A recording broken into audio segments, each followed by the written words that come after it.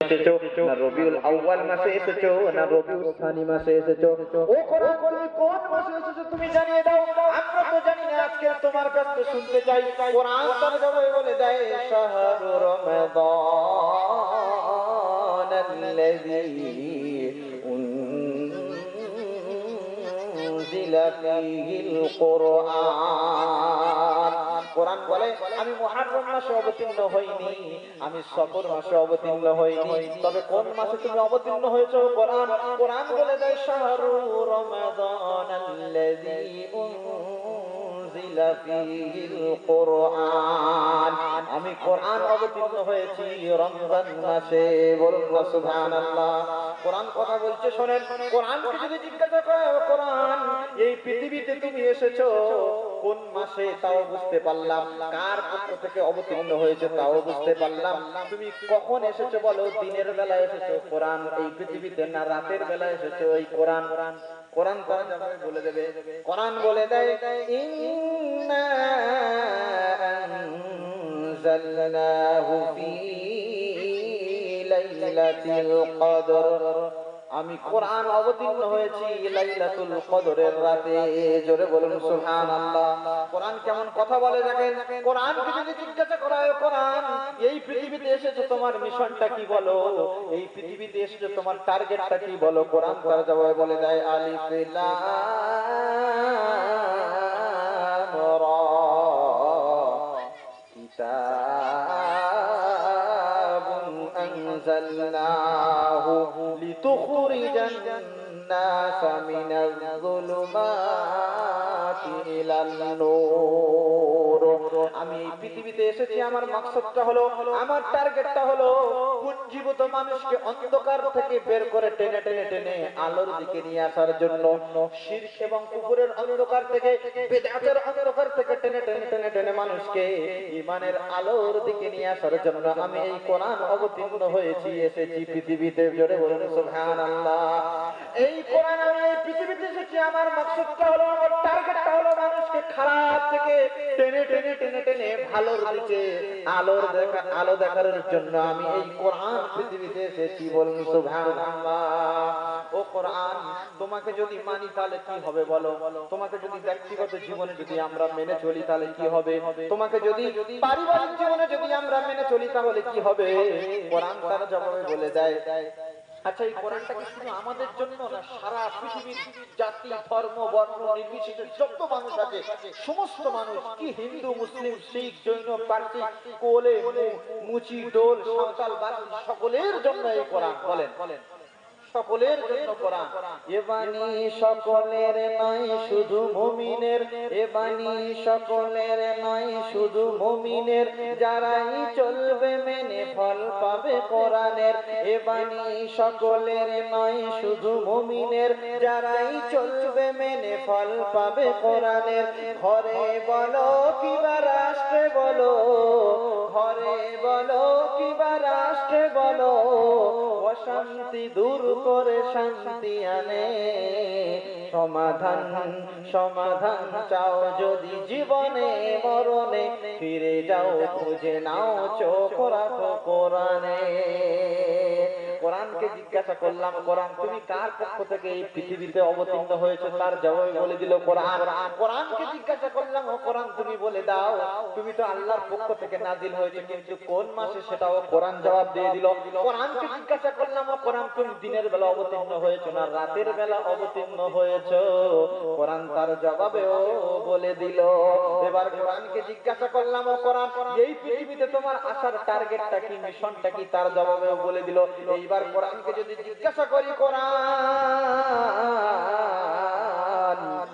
তোমাকে যদি মানি তাহলে কি হবে? কোরআন বলে দেয়, ফামান তাবিআ হুদায়া ফালা খাউফুন আলাইহিম ওয়ালা হুম ইয়াহজানুন। জোরে বলুন সুবহানাল্লাহ। কোরআন বলে দেয় ফামান তাবিয়া হুদায়া ফালা খাউফুন আলাইহিম ওয়ালা হুম ইয়াহজানুন। আমি কোরআন আমাকে যদি তুমি ব্যক্তিগত জীবনে মানো, পারিবারিক জীবনে মানো, আর যদি সামাজিক জীবনে মানো, ফালা খাউফুন আলাইহিম ওয়ালা হুম ইয়াহজানুন, তাহলে তোমার কোনো টেনশন থাকবে না, তোমার কোনো অভাব থাকবে না। আমাকে যদি তুমি মেনে নাও, তোমার কোনো অভাবের ভয় থাকবে না, তোমার কোনো শত্রুর ভয় থাকবে না। জোরে বলুন সুবহানাল্লাহ। কোরআন যারা মেনেছে তারা বেশি শান্তিতে থাকে না কোরআন যারা মানে না তারা বেশি শান্তিতে থাকে? বলে যারা কন্যা সন্তান হলে তাদেরকে পুঁতে দিয়ে আসা, এইরকম অপকর্ম কুকর্মতে লিপ্ত ছিল যে জাতি, সেই জাতিকে যে জিনিসটা দিয়ে বিশ্বনবী মুহাম্মদ রাসূলুল্লাহ সাল্লাল্লাহু আলাইহি ওয়াসাল্লাম পরিবর্তন ঘটিয়েছিলেন, বিপ্লব ঘটিয়েছিলেন, সেটা আর অন্য কেউ নয়, সেটা হচ্ছে কোরআনুল কারীম। বলুন সুবহানাল্লাহি বিহামদিহি। পাথরের মতো দিল ওমর রাদিয়াল্লাহু তাআলা আনহু, ইসলাম বিশ্বের দ্বিতীয় খলিফা, বিশ্বনবী মুহাম্মদ রাসূলুল্লাহ সাল্লাল্লাহু আলাইহি ওয়াসাল্লামকে যিনি কাটতে যাচ্ছিলেন উলঙ্গ তরবারি নিয়ে, বিশ্বনবী মুহাম্মদ রাসূলুল্লাহ সাল্লাল্লাহু আলাইহি ওয়াসাল্লাম, বিস্তারিত ঘটনা আমি যাচ্ছি না, আমার সময় মাত্র 1 ঘন্টা। বিশ্বনবী মুহাম্মদ রাসূলুল্লাহ সাল্লাল্লাহু আলাইহি ওয়াসাল্লাম দোয়া করেছিলেন, হে আল্লাহ, মক্কার দুটো লিডার, এক হচ্ছে আবু জাহল আর দুই হচ্ছে ওমর বিন খাত্তাব, এই দুজনের মধ্যে আল্লাহ কাউকে একজনকে কবুল করে নেন, যাতে ইসলামের সুশীতল ছায়া আসে আর ইসলামের কান্ডারিকে বুলন্দ করে। বিশ্বনবী মুহাম্মদ রাসূলুল্লাহ সাল্লাল্লাহু আলাইহি ওয়াসাল্লামের এই দোয়ার বদৌলতে ওমর রাদিয়াল্লাহু তাআলা আনহু উলঙ্গ তরবারি নিয়ে বিশ্বনবীর শিরচ্ছেদ করতে যখন যাচ্ছিলেন, আল্লাহ নবীর দোয়ার বরকতে কোরআনের সংস্পর্শে এসে রাস্তার পথিমধ্যে যখন যাচ্ছিলেন, যেতে যেতে এক সাহাবী বললেন, ওমর তুমি কোথায় যাচ্ছ? তুমি বিশ্বনবী হযরত মুহাম্মদ সাল্লাল্লাহু আলাইহি ওয়াসাল্লামকে কতল করতে যাচ্ছ, তোমার পরিবারের লোক ইসলাম গ্রহণ করেছে। জোরে বলেন সুবহানাল্লাহ বিহামদিহি। ওমর রাদিয়াল্লাহু তাআলা আনহু ছিলেন জালালি মেজাজের মানুষ, খুব জালালি মেজাজ, খুব রাগান্বিত থাকতেন সব সময়। এমত অবস্থায় যখন বোন এবং বোনের বাড়ি যখন গিয়ে দেখলেন তারা ইসলামের দীক্ষিত হয়ে তারা কোরআন তেলাওয়াত করছে, বিস্তারিত ঘটনা আমি যাচ্ছি না। এমত অবস্থায় একটা পর্যায়ে ওমর রাদিয়াল্লাহু তাআলা রাগান্বিত অবস্থায় তিনি তার বোনকে চড় মারলেন, বোনাইকে মারলেন। অবশেষে মায়া হলো, মায়া হওয়ার পরে তিনি চিন্তা করলেন, দেখি তো জিনিসটা কি। ওমর রাদিয়াল্লাহু তাআলা কোরআনের একটা সূরা তাওবার সেই আয়াত যখন পাঠ করলেন, পাঠ করার পরে তিনি বিস্ময় হয়ে গেলেন, অবাক হয়ে গেলেন, হতভম্ব হয়ে গেলেন। এটা তো কোনো মানব রচিত কোনো কিতাব নয়, এটা মহান আল্লাহ রাব্বুল ইজ্জাতের কিতাব, নিশ্চয়ই এটা কোনো মানব রচিত নয়। তাই ওমর রাদিয়াল্লাহু তাআলা আনহু পাথরের মতো অন্তর, যে ওমর রাদিয়াল্লাহু তাআলা আনহু ইসলামের সুশীতল ছায়ায় আসার পূর্বে যত রকমের ক্রাইম যার মধ্যে ছিল, সেই ওমর রাদিয়াল্লাহু তাআলা আনহু দারুল আরকামে গিয়ে উলঙ্গ তরবারি হাতে নিয়ে যখন যাচ্ছেন, সাহাবারা বসা অবস্থায় ছিলেন। বসা অবস্থায় থাকার পরে বিশ্বনবীকে বললেন, ইয়া রাসূলুল্লাহ, ইয়া হাবিবাল্লাহ, ওমর উলঙ্গ তরবারি নিয়ে আপনার কাছে আসছে। বিশ্বনবী বললেন, ওকে আসতে দাও। বিশ্বনবীর কাছে এসে ওমর রাদিয়াল্লাহু তাআলা মারার কথা না বলে হাতে হাত দিয়ে কালিমায়ে লা ইলাহা ইল্লাল্লাহু মুহাম্মাদুর রাসূলুল্লাহ সাল্লাল্লাহু আলাইহি ওয়াসাল্লাম এই কালিমা পড়ে মুসলমান হয়ে গেলেন। বলেন সুবহানাল্লাহি বিহামদিহি। কে ওমর? বিশ্বনবী বলেছিলেন, লাউ কানা বা'দা নাবিয়ান, আমার পরে তো আর কেউ নবী আসবে না, ফাকানা উমর, যদি আমার পরে কেউ নবী আসতো তাহলে ওমর হতো। বলুন সুবহানাল্লাহ। এ বাণী সকলের নয়, শুধু মুমিনের, যারাই চলবে মেনে ফল পাবে কোরআনের। এ বাণী সকলের নয়, শুধু মুমিনের, যারাই চলবে মেনে ফল পাবে কোরআনের। ঘরে বলো কিবা রাষ্ট্রে বলো, অশান্তি দূর করে শান্তি আনে। সমাধান চাও যদি জীবনে মরণে, ফিরে যাও খুঁজে নাও, চোখ রাখো কোরআনে। তো কোরআনে স্পষ্ট আসবে ইনশাআল্লাহ, আমরা আসবে ইনশাআল্লাহ। কোরআনের ইন্ট্রোডিউস হয়ে গেল, কোরআন থেকে বক্তব্য হবে, যেহেতু কোরআনের মাহফিল এটা। সম্মানিত আমার জ্ঞানীজন, সুধীজন, মানিজন, এই কোরআন কার কিতাব? বলেন, কোরআন কার কিতাব? কার কিতাব? আল্লাহর কিতাব। কোরআন আল্লাহর কিতাব। সম্মানিত উপস্থিতি, তো আল্লাহ পাক রব্বুল আলামিন আমাকে আপনাকে অত্যন্ত ভালোবেসে দয়া করে অনুগ্রহ অনুকম্পা করে সৃষ্টির শ্রেষ্ঠ বানিয়েছেন। হাল আতা আলাল ইনসানি মিনাদ-দাহরি লাম ইয়াকুন শাইআন মাযকুরা। কিসের এত তুমি অহংকার করো বলো? ও মানুষ, তোমার তো নিজস্ব কোনো অস্তিত্ব ছিল না। একদিন যখন তোমার পিতামাতার বিয়ে হয়নি, তখন তোমাকে পৃথিবীতে কেউ চিনত না, তুমি তো ছিলে নাই। হ্যাঁ না না বলো? যখন আমার আপনার পিতামাতার বিবাহ হয়নি, তখন আমার আপনার কোনো অস্তিত্ব ছিল না, ছিল না, ছিল না। পিতামাতার যখন বিয়ে হয়নি, তখন আমার আপনার কোনো অস্তিত্ব ছিল না। আল্লাহ পাক রব্বুল আলামিন বললেন, ইন্না খলাকনাকুম মিন নুতফাতিন আমশাজ। আমি আল্লাহ রব্বুল আলামিন তোমার পিতা এবং তোমার বাপ এবং তোমার মায়ের স্পার্ম দিয়ে, স্পার্ম ড্রপ দিয়ে, শুক্রাণু এবং ডিম্বাণু দিয়ে আমি আল্লাহ রব্বুল আলামিন তোমাকে সৃষ্টি করেছি। জোরে বলুন সুবহানাল্লাহ। তো আল্লাহ পাক রব্বুল আলামিন আমার আপনার পিতামাতার শুক্রাণু এবং ডিম্বাণু দিয়ে তৈরি করেছেন। এই কথা আল্লাহ তাবারক তাআলা আরো বলছেন, ইয়াখরুজু মিন বাইনিস সুলবি ওয়াত তারাইব। পুরুষের পৃষ্ঠদেশ থেকে এবং মহিলাদের বক্ষদেশ থেকে আমি আল্লাহ রাব্বুল আলামিন তোমাদেরকে সৃষ্টি করি। তো পুরুষ বাপের পিঠ থেকে আর মায়ের বুক থেকে নির্যাস, সেই নির্যাস দিয়ে আমাকে আপনাকে তৈরি করেছেন। রূহুর জগৎ থেকে এলাম মায়ের গর্ভের জগতে। কি প্রতিশ্রুতি নিয়ে এসেছিলাম? আল্লাহ আপনি একমাত্র কেবল আমাদের পালনকর্তা। এই কথাটা যাতে না ভুলে যাই, তার জন্য আল্লাহ তাবারক ওয়া তাআলা কিতাব দিয়েছেন। কি দিয়েছেন? গাইড বুক দিয়েছেন।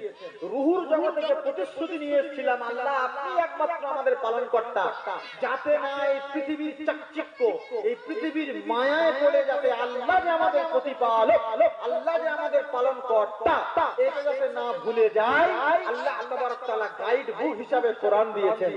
এক দ্বিতীয় নম্বর, 1 লক্ষ মতান্তরে 2,24,000 নবী পাঠিয়েছেন, যাতে করে আল্লাহ আমাদের পালনকর্তা এটা যাতে না ভুলে যাই। নবীদের কাজ কি ছিল? মানুষকে, দুনিয়ামুখী মানুষকে পরকালমুখী করতে, দুনিয়ামুখী মানুষকে, গায়রুল্লাহমুখী মানুষকে আল্লাহমুখী করার জন্য পৃথিবীতে এসেছিল কারা? নবীরা। সম্মানিত উপস্থিতি, তো এই নবীরা এসেছিল যাদের কাজ ছিল আল্লাহমুখী করে দেওয়ার জন্য, আল্লাহকে যাতে না ভুলে যায়। আল্লাহ আমাদের পালনকর্তা, আল্লাহ আমাদের সৃষ্টিকর্তা, আল্লাহ আমাদের খালিক, আল্লাহ আমাদের মালিক, আল্লাহ আমাদের সুস্থ অসুস্থতার মালিক, আল্লাহ আমাদের সুখ দুঃখের মালিক, আল্লাহ আমাদের ধনী এবং গরিবের মালিক, আল্লাহ আমাদের লম্বা এবং বেটের মালিক, আল্লাহ আমাদের ফর্সা এবং কালোর মালিক। বলুন সুবহানাল্লাহি ওয়া বিহামদিহি। এটা যাতে না ভুলে যায়। ভাই ইউটিউবরা আপনারা ডিস্টার্ব করলে সব ফোকাস আপনাদের দিকে চলে যাবে। এবার দরুদ ইব্রাহিম পড়েন, আল্লাহুম্মা সাল্লি আলা মুহাম্মাদ ওয়া আলা আলির সঙ্গে পারপাস করেছেন যেটা, সেটা হচ্ছে আরবিতে আল রিশাউল আকিল বলা হয়, ইংলিশে ইন্টেলেকচুয়াল কভার বলা হয়। আল্লাহ তাবারক তাআলা বাংলায় বলা হয় ফুল।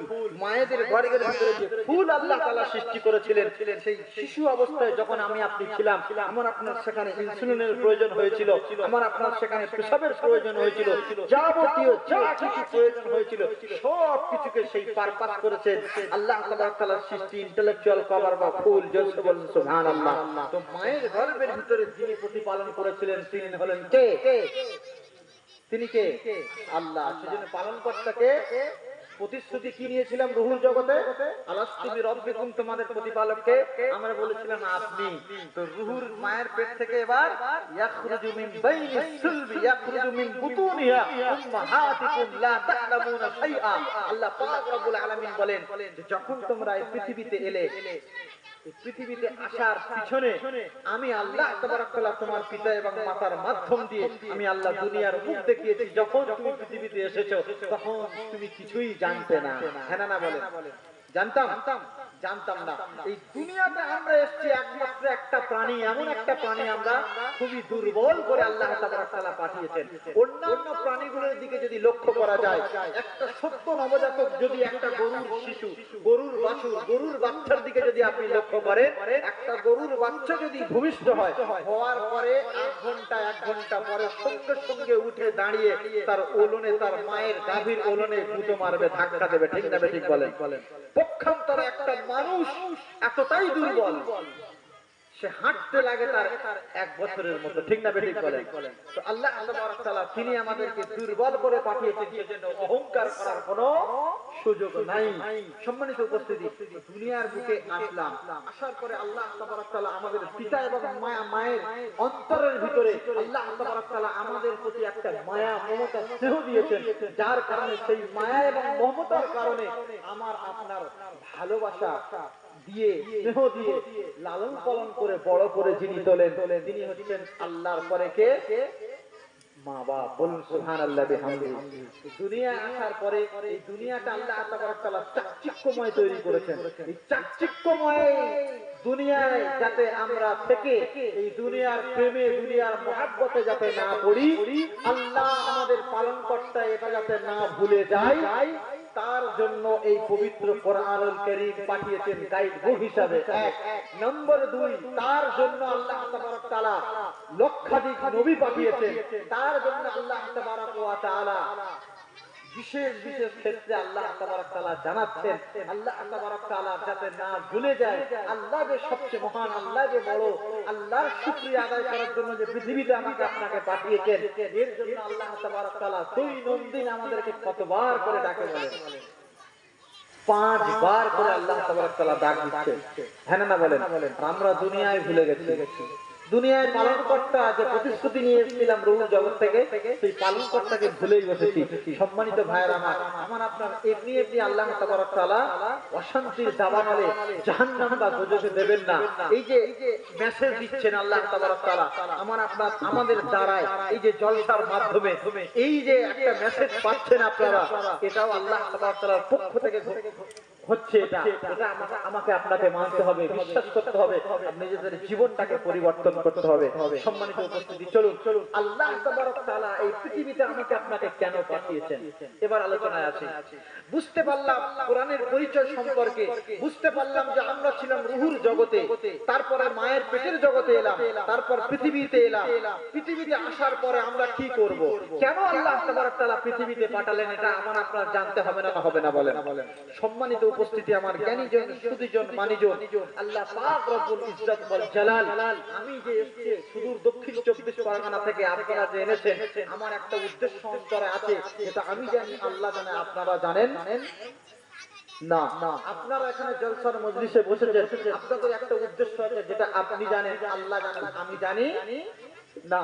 কারণ মনের উদ্দেশ্যটা লুকায়িত ব্যাপার, এটা আল্লাহ ছাড়া আর কেউ বলতে পারবে না, আল্লাহ ছাড়া আর কেউ জানতে পারবে না। সম্মানিত উপস্থিতি, ঠিক তেমনি আল্লাহ